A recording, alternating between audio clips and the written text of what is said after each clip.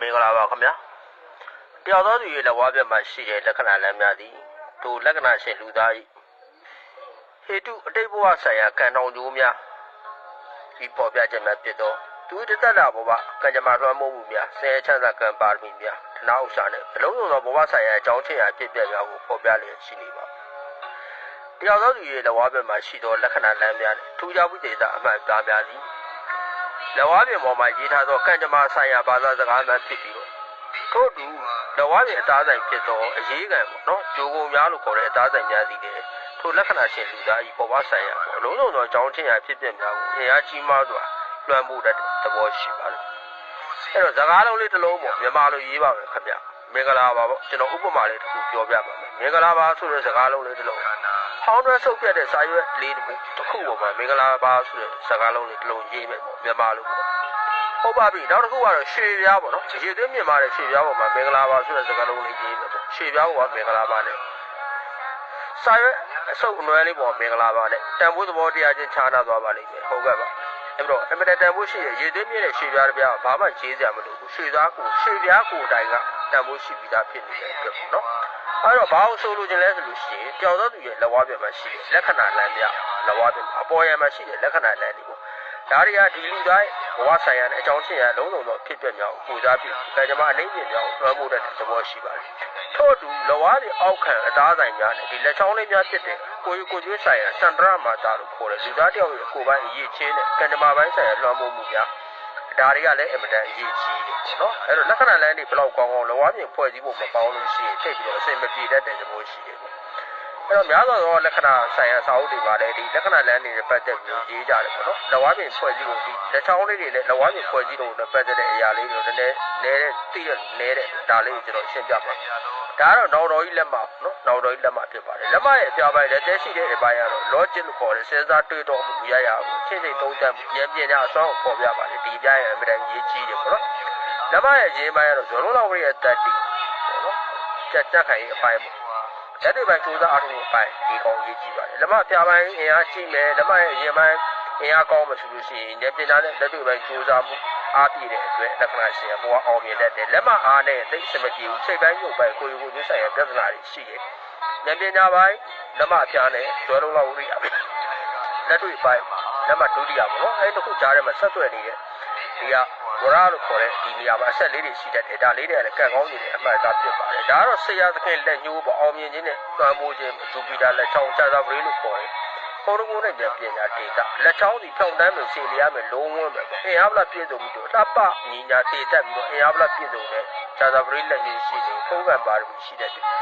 ်လက္ခဏာရှင်ဒီလူများပေါ်မှာလွှမ်းမိုးနိုင်တဲ့ဥဆောင်နိုင်တဲ့ဖုံးကံပါရမီကြီးမားတဲ့လူတစ်ယောက်ဖြစ်ပြီးတနာအောင်ဆက်ကျော်ဝချမ်းလာတဲ့ပညာနဲ့အကျိုးပေးတဲ့ဆရာသခင်ဖြစ်တဲ့အုပ်ချုပ်လွှမ်းမိုးဖြစ်တဲ့ဒါကတော့စနေပိုင်းလက်ချောင်းပေါ့နော်စနေပိုင်းလက်ချောင်းစာတန်လို့ခေါ်တယ်စေတန်လို့ခေါ်တယ်စနေဟာကံကြမ္မာနဲ့ပတ်သက်တဲ့နေရာဒေသဖြစ်တယ်အဲ့တော့စနေပိုင်းလက်ချောင်းဒီလုံးဝလှပမယ်ညီညွတ်မယ်ရှည်လျားမယ်ပေါ့အသွင်သဏ္ဍာန်တင့်တယ်လှပတော့ပုံသဏ္ဍာန်ရှိနေလို့ဆိုလို့ရှိရင်ကောင်းသောဖွဲ့ယူမှုရှိနေလက္ခဏာရှိရာတသက်တာဘဝမှာဝေကျနာဥစ္စာကံကောင်းစီတတ်တယ်မမျောလင်းသောထီပေါက်လိုမူရလူဝေများစွာရရှိတည်ပြီးတော့ဆင်းရဲကင်းပြီးဘဝအောင်မြင်ချမ်းသာကြွယ်ဝတည်တယ်ဒါကတော့အပိုလိုလက်ချောင်းလို့ခေါ်တဲ့လက်သက်ကျွဲပေါ့နော်မောင်နှံကားပေါ့လက်ချောင်းလေးတွေအားလုံးနဲ့မှာထူးဆန်းလာပါတဲ့နယ်လက်သက်ကျွဲဆိုတော့ယရနာစိတ်ကြောင့်ဒီနေရာမှာသူ့ကိုဝစ်စင်ကြတယ်ဒီကျွဲဆိုတာချမ်းသာခြင်းအနောက်တိုင်းအင်္ဂလိပ်လက္ခဏာကျမ်းတွေမှာတော့ဒီနေရာကိုအပိုလိုလက်ချောင်းလို့ခေါ်တယ်အပိုလိုခေါ်တော့ဆိုတာကဂရိတ်ကာလာကဂရိတ်ရှေးအောင်လူမျိုးကိုကိုးကွယ်ကြတယ်အောင်မြင်ခြင်းနဲ့ကြော်ဝချမ်းသာခြင်းကိုပေးနိုင်တဲ့လက်ဖျားတစ်ပါးရဲ့နယ်ပေါ့အပိုလိုလက်ချောင်းပေါ့နော်လက်သက်ကျွဲအပိုလိုဒေတာပေါ့လက်ချောင်းပေါ့နော်လုံးဝမယ်လှပမယ်ညီညွတ်ညတာပြီးတော့ပေါ့နော်ရှည်တရားပြီးတော့အတင်းနဲ့လှပတဲ့ပုံစံရှိနေတယ်ဆိုရင်လက္ခဏာရှင်ရကောင်းမြတ်တဲ့စိတ်နှလုံးရှိတဲ့သူတယောက်ဖြစ်စေမယ်ဆင်းရဲကင်းစေမယ်ဘဝအခက်အခဲပြဿနာများအောင်မြင်စွာကြော်ဖြတ်နိုင်မယ်ယုံကြည်တိုးတဲ့ရည်မှန်းချက်များအောင်မြင်လွယ်စေတယ်ပေါ့နော်ဘဝကြီးဝိကိစ္စနဲ့ဘဝဆိုင်ရာအောင်မြင်ကံကောင်းခြင်းများရရှိလာစေတတ်တယ်ဒါကတော့လက်ချောင်းလေးအားလုံးနဲ့မတင်းခဲ့ညီမှုလေးလက်ချောင်းပေါ့နော်လက်တန်းလို့ခေါ်တယ်ဘာဂျူလီပုံတူဒေတာလိပရိယနဲ့ကျွမ်းကျင်လိမ္မာမှုလူတယောက်ရဲ့ဉာဏ်ပညာနဲ့လူသားဆိုင်ရာအရေးအသွေးများကိုပေါ်ပြညီညာလှပပြီးတော့ရှည်လျားပြီးတော့လုံးဝပြီးတော့ပေါ့နော်အသွင်သဏ္ဍာန်တင့်တယ်တဲ့ညီဘူးလေးလက်တန်းရှိနေမယ်ဆိုရင်လက္ခဏာရှိရင်ဉာဏ်ပညာတက်သိနားလည်မှုစွမ်းအားအမြဲတမ်းထူးခြားတက်မြတ်တဲ့လူတယောက်ဖြစ်တဲ့အတွက်အုံနောက်စွမ်းအားပေါ့နော်အသိပညာတက်ပညာအုံနောက်စွမ်းအားလူများတဲ့ပေါင်းသင်းဆက်ဆံသောလူမှုဆက်ဆံရေးလုပ်ငန်းများရောင်းဝယ်ဖောက်ကားခြင်းများစ စီးပွားရေးနဲ့ပညာလောကပညာဆိုတာမှကြောင်းတစ်ခုပဲမဟုတ်ဘူးပေါ့နော်ရာရာသောအသိပညာအတတ်ပညာလုံးလုံးသောပညာရများနဲ့စီးပွားရေးလောကမှာပေါင်းမြောက်အောင်မြင်ပြီးတော့ထူးချွန်တဲ့ဘဝကံကောင်းခြင်းများရရှိလာစေတယ်ပေါ့ဒါကတော့ဂျုံကုန်များတနေ့တာဂျုံကုန်လို့ခေါ်တယ်တနေ့တာငွေလာမင်းမုံလာမင်းကိုပြောတယ်ကမ္ဘာလောကဝေငြိမ်းအေးခြင်းတရားခြင်းချမ်းမြေ့တာနဲ့ကံကောင်းစေခြင်းဆောက်ရှောက်စေတဲ့တော့မိခင်မဲတော်မာကြီးရပါတော့ကံကောင်းစေတော့နဲ့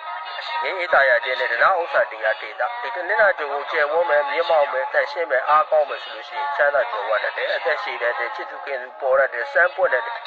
ဒါတောက်ကြဂျုံကုန်လို့ခေါ်တယ်ပေါ့နော်ရှင်သန်မှုအသက်တဲ့ကိုယ်ကာယရဲ့ဒီနေရာဖြစ်တယ်အောက်ကြကြကုန်ဒီကျယ်ဝန်းခြင်းရှိ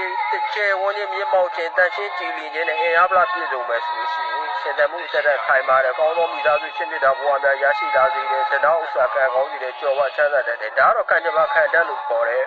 အင်္ဂါကြိုးကုန်ပေါ့နော်ဒီနေရာမြင့်မောက်မယ်ကျယ်ဝန်းမယ်အင်အားပလာကောင်းမယ်ဆိုလို့ရှိရင်ရန်ပေါင်းအောင်နိုင်တယ်မကောင်းသောဘေးဥပ္ပအန္တရာယ်များမှာကင်းဝေးမယ်ဒါယောဂများလင်းများစွာပပျောက်စေတဲ့ဆင်းရဲကင်းစေတယ်ပေါ့နော်ဘဝကံကောင်းခြင်းပဲပြည့်စုံစေတယ်ဒါကတော့အသက်လန်းလို့ခေါ်တဲ့ပုံမှန်လန်း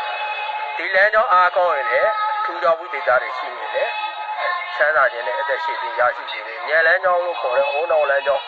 ဒီလမ်းကြောင်းကောင်းရင်လည်းဉာဏ်လမ်းကြောင်းရန်ကောင်းရင်လည်းအတွေးကြံလုပ်ငန်းများအောင်မြင်ပြီးတော့ချမ်းသာကြွယ်ဝစေတယ်လောကမှာတွေးကြံနေအောင်မြင်အားလုံးအဆင်ပြေသွားပြီโอเคပေါ့နော်လုံးသားလမ်းလို့ခေါ်တဲ့ချစ်မြတ်တာလမ်းဒီလမ်းအားကောင်းပြီးတော့ထူကြောင်မှုဒေတာနဲ့ကောင်းတဲ့ဘွဲတွေရှိနေလို့ရှိရင်လည်းကံကောင်းတဲ့ချစ်သူအိမ်တော်ပဲရရှိပြီးကြော်ဝဆန်းတဲ့ချမ်းသာတတ်တယ်ပေါ့နော်ဒါဥပမာလေးတွေပေါ့ဒီနေရာမကံလန်းလို့ခေါ်တဲ့ငွေလန်းဒါတွေပါရင်လည်းဘဝမှာငွေကြီးကံကောင်းစေတယ်ပေါ့နော်ဟုတ်ကဲ့ပါဒါကတော့အတူလေးပေါ့နော်ဗီဒီယိုရဲ့ရဲရှည်လို့အဆင်မပြေပါဘူး။နောက်ဝါးပြင်မှာ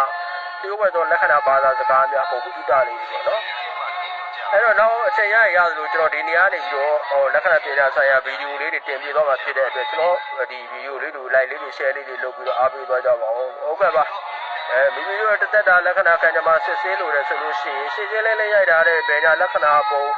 မွေးလေးလားခုနှစ်ပေါ့နော်မွေးလေးလားခုနှစ်မသိရင်လည်းကာယကံရှက်ရောက်ရှိအတဲ့ဒါလေးတွေကိုဖုံးပိုင်ပါ3994လေး415 4မှာပြီးမှုပြီးတော့မေးလို့ရပါတယ်ဗျာ